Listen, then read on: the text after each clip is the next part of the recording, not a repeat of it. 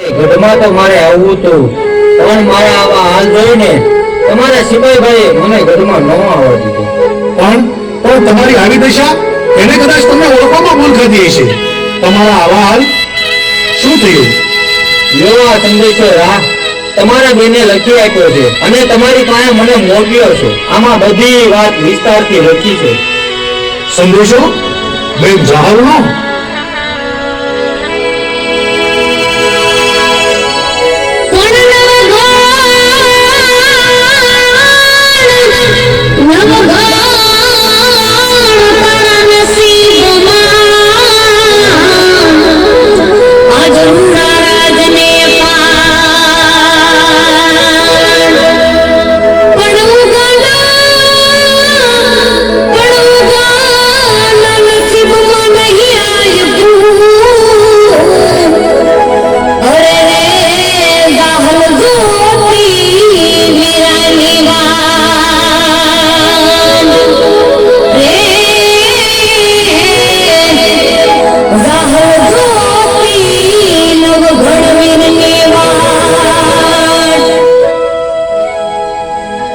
જાહલ મારી વાત જુએ છે. સામત, તમે ગઢમાં પધારો. હું મારી બેન જાહલનો સંદેશો વાંચી લઉં.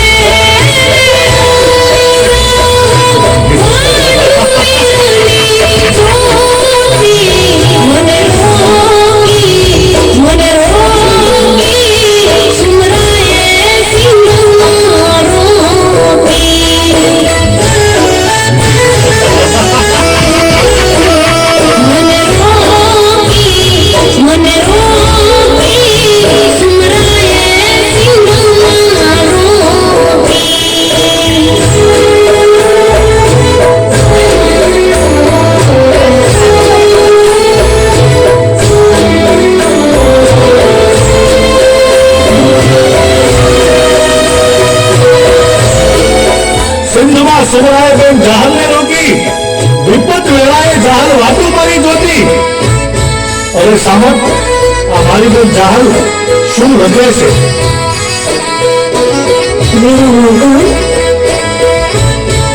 મારા મંડામાં જોતન વેળાએ તમને કોણ આપેલું? કે માંગીને બેની જાહલ મારા શરીરની ચામડીની મોજડી બનાવીને તારા પગમાં પહેરાવું ને બેની જાહલ. તોય તારા બાપુ મોઢાના રોગમાંથી હું મુક્ત થયો નથી. અને મેં કહેલું વીરા નવધન કે મારું આ કાપડું તારી પાસે લેવું રહ્યું. સમય આવે ત્યારે હું માંગીશ. જે કાપડું હું આજ માંગુ છું વીરા નવધન. નવઘણના ખોળિયામાં પ્રાણ હોય અને બેન જાહલને આપેલું વચન ભૂલી જાય એવો વૃક્ષ તો ક્યારેય ન ઉગે. માંગો બેની માં, શું માંગો છો?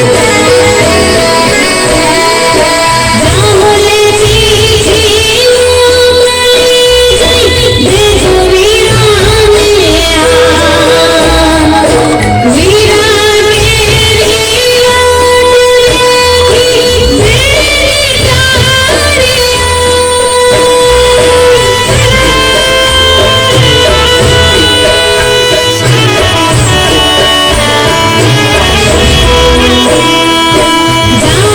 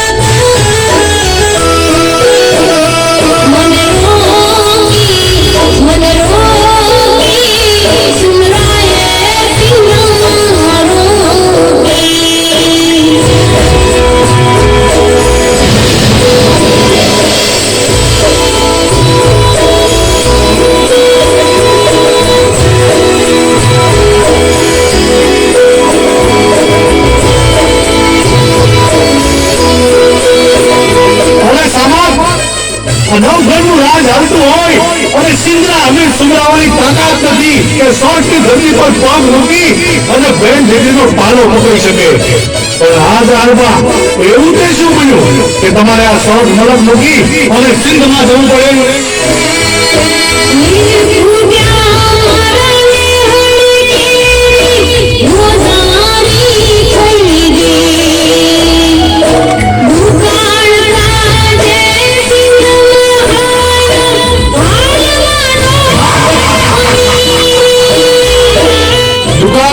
સિંધ મલકમાં ગયા છો.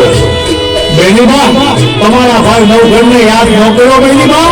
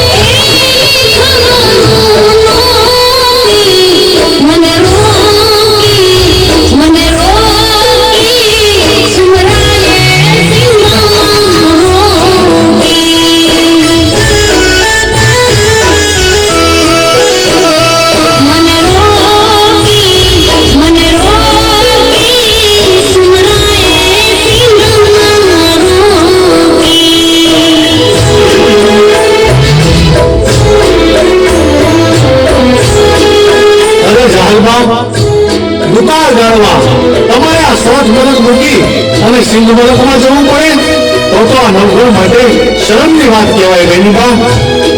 જ્યારે આ રાણા પરિવારમાં દુકાળ પડ્યો ને ત્યારે તમારા મા બાપે લીલા માથાના ખાતર વાવ્યા હતા, જેના કારણે આ નવઘણ જીવે છે. અને હું જો તમારો દુકાળનો પાર પાડી શકું તો આ નવઘણના રાજપાટ શા ગામના જાહલવા તમે મને જાણ ન કરી અને સિંધ મલકમાં ગયા? તમે ભારે પડી જાહલવા, તમે મને જાણ ના કરી.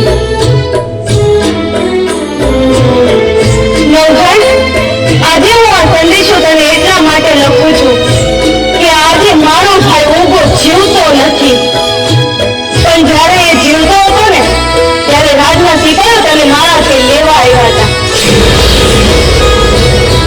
સાથે મારા બાપુએ સંદેશો મોકલ્યો હતો કે આઈ રાની રાહ રાખીને વાત કરે છે અને નવઘણ તારી જગ્યાએ મરવા માટે મારી માએ મારા ભાઈ ઉગાને તૈયાર કર્યો હતો.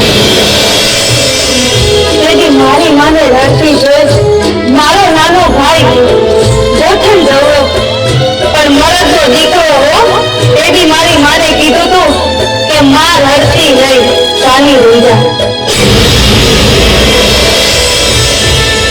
રાજા નવઘણને ઉગારવો એ તો આપણી ફરજ છે. આ નવઘણને ઉગારવા માટે આ એક ઉગો તો શું આવા હજારો ઉગા કુરબાન છે.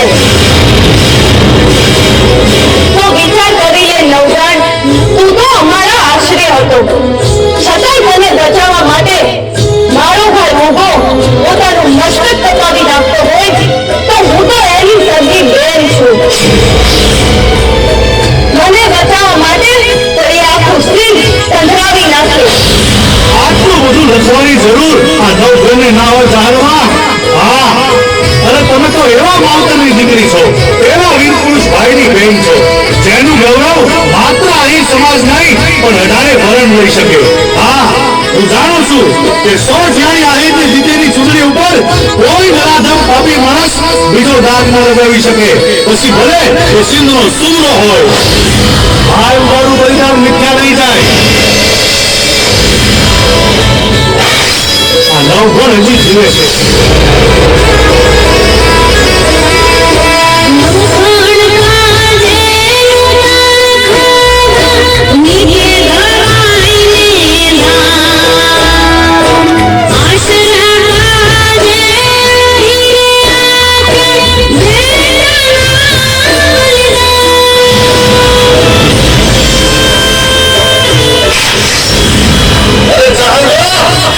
આ નવઘણના રોગમાં ભાર ઉભો છે.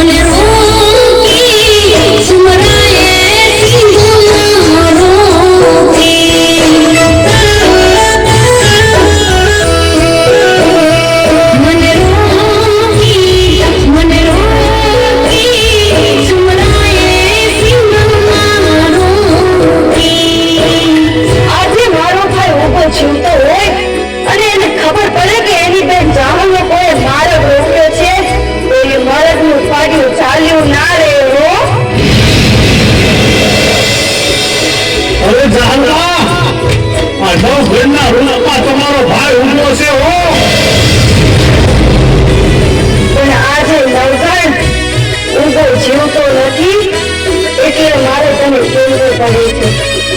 હું જાણું છું સાહેબા કે તમે સિંધની ધરતીમાં એકલા હાથે હજારો મુસીબતોનો સામનો કરી પોતાની પવિત્રતાનું રક્ષણ કરી રહ્યા છો અને આવા સમયમાં તમને ભાઈ ઉભો હા ભલે પણ ખરો પણ જોજો સાહેબા સિંધનો સૂરો આવીને તમારો પાનો પકડે એ પહેલા આવીને તમારી સામે ઉભો રહી જાઓ તો માનજો કે નવઘણના રૂપમાં ઉભો આવ્યો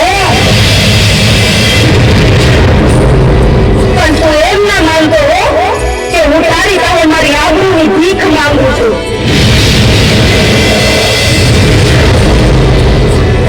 પણ આ તો તારી ફરજ છે એ હું તને સમજાવું છું. કેમ આવું છે?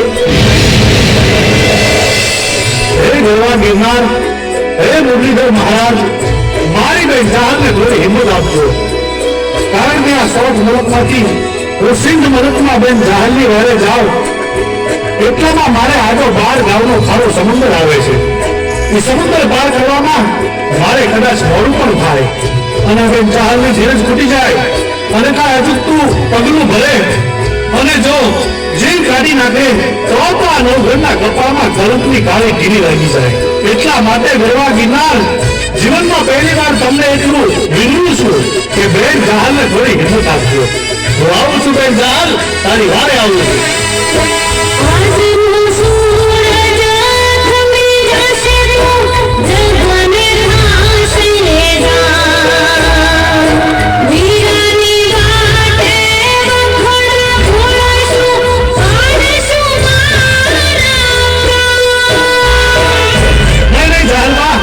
નહીં થાય ભરોસો રાખજો આ ભાઈ પર અને તમે તો એવા મરદ માવતરની દીકરી છો એવી જગદંબા જેવી આયરાણીના ફળે અવતાર લીધો છે કે ભયા દરબારમાં તલવારની અણીએ જેની હાથનો ખૂણો ભીનો ન થયો હોય તમે એનું સંતાન છો તમારે ઝેર ન પીવાનું હોય હું આવું છું તમારી વારે